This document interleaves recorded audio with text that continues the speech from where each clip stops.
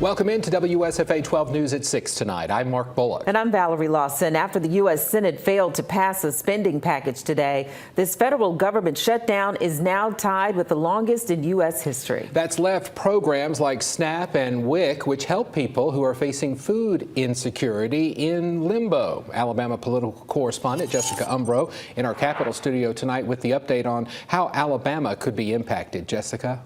Well, Governor Ivey announced this afternoon that she is authorizing $2 million from the state's emergency funds to be used by Alabama food banks around the state.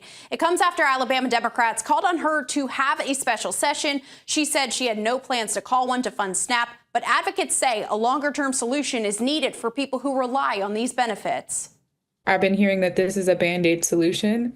It's kind of like a Band-Aid solution if there was glass in the Band-Aid. Latrell Clifford Wood, hunger policy advocate for Alabama Rise, is referring to the short-term funding that SNAP and WIC have gotten during the federal shutdown. There is power to transfer money from contingency funds into the Child Nutrition Fund and ensure that these programs continue to be funded throughout the shutdown. The Trump administration says they will comply with a federal court order that says they must distribute SNAP funding during the shutdown. And the National WIC Association says they've gotten $450 million in federal funding. That will last them about 3 weeks normally, but they say with any interruption in SNAP benefits, WIC ends up having to take on that extra need. Clifford Wood says lawmakers should also balance the impending expiration of healthcare tax credits under the Affordable Care Act when reopening the government. These programs are not siloed.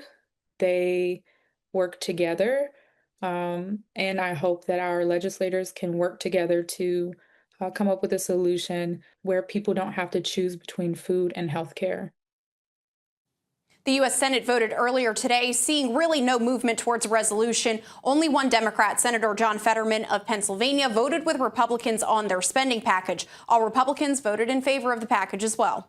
All right, thanks a lot, Jessica. Governor Ivey says that the food banks that will get state funding serve all of Alabama's 67 counties.